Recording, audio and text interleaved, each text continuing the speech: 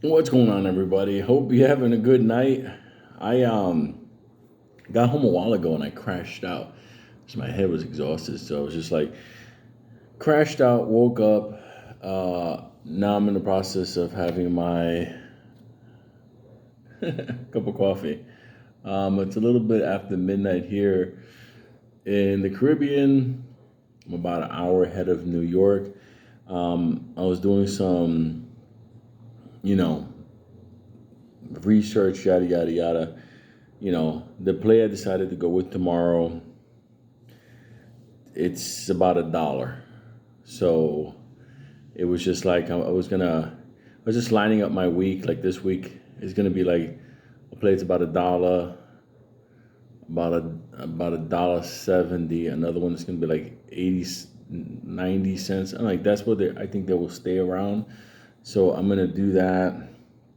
Looking at them as far as the meme stocks that I'm going to be hitting. I'm thinking I'm probably going to hit one on Friday, just because I'm looking at it as far as shares availability, the recent volume, yada yada yada, and then I'm gonna wind up hitting one. So this week I got my week planned out. So it'll be a interesting and hopefully very profitable week. Now, a lot of people are telling me, Lou, but keep an eye on this, but keep an eye on that. I try to keep an eye on everything.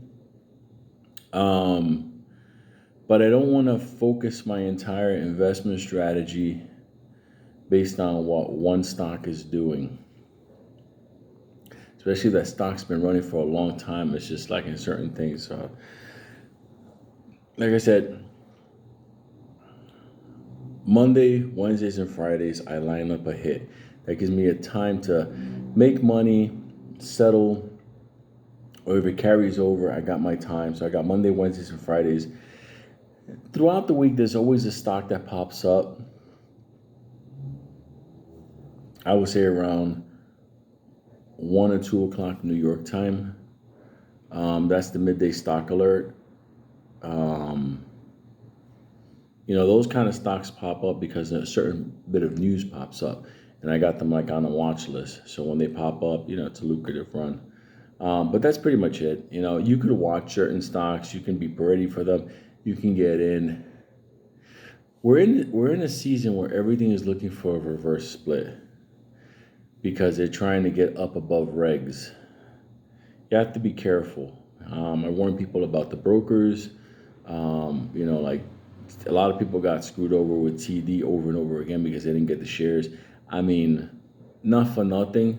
That I think is a pretty big issue, but nonetheless, I'm done with TD, so I'm not going to be dealing that anymore. That's a happy note for me. And then getting into this week, the way I do the plays is like I've done them before. I compound. I go from one, take the earnings and win it, go to another, to another, to another.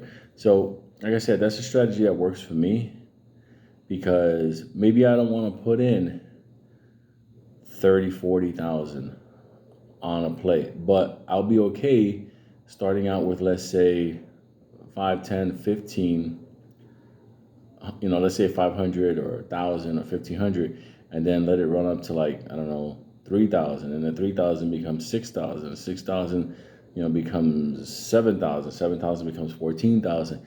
And then what happens is I'm okay with compounding, building house money in order to hit the plays and the frequency that I do. The meme stocks, let me just tell you something. No, I'll save it for a different video because I don't want to go into a tangent on that. But understand something. The way I'm layering out my plays and putting out my plays, that's how I'm doing it. So have fun watching me if you would. So decide what you do. But that's pretty much it. I'm going to be jumping on the wine lounge, even though I'm having coffee in a few minutes. So, giant love.